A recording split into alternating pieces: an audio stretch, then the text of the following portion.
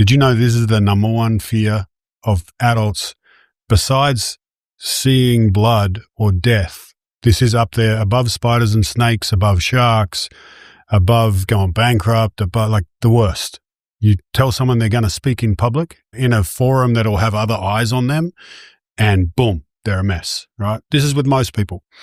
For some people who are trained to do it every day, like we're doing this on camera right now. We know people are going to watch, but it's a little less stressful. My brother is a newscaster. He does it every single day, live, holding the desk down for the 6 p.m. news, right? And so he wouldn't be showing any of the outward signs of being affected by that pressure, but there is still a response inside every human when they're presented with this scenario, because way back, probably in the 80s, they did this research on how do we reproduce stress in people.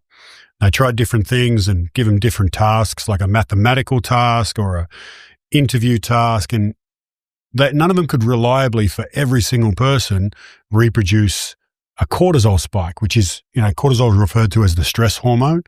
I actually call it the pressure particle because it only shows up when there is pressure, not stress. And the difference being, stress is, this is a challenging thing. Pressure is, this is a challenging thing and people are watching me.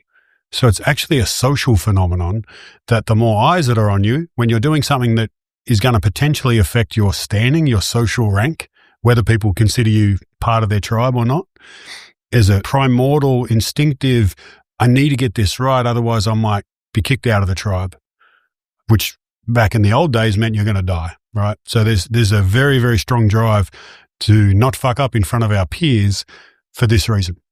And so that brings us back to your question, public speaking, is that when you're getting ready to get on stage, it's the idea of the eyes on you, not the task of speaking, that causes the problem. So the number one tip for addressing that, for handling that, is to switch your attention from the impact of the eyes on you to what is my task right now? What am I trying to actually do? What are the key points I'm trying to deliver?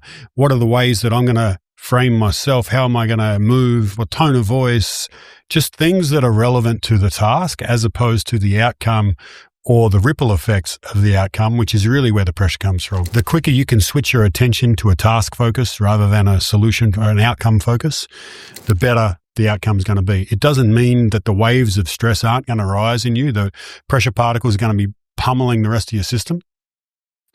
But it means you can ride that wave and still get moving in the direction you want, as opposed to getting all knocked around in the surf. Think about it like a Venn diagram that probably has 3 circles. One being what's actually relevant to what I'm trying to do right now. One being what's in my control, and one being where is an opportunity I have to actually do something about that, right? So you can be focused on the moment, but you can be focused on, my God, my heart is about to come out of my chest. That's an in the moment thing. Very unhelpful. It's not helping me talk. It constricts my throat. My voice doesn't come out properly.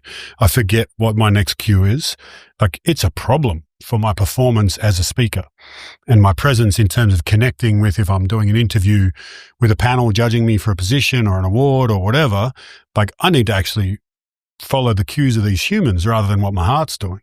So that can be an in the moment attention point, but it's not useful, right? So it's what's important, what is in my control, and what is something I can act on right now, So yes, being in the moment, but being in the moment on relevant, active things as opposed to, oh, that's happening. Gee, that's a problem.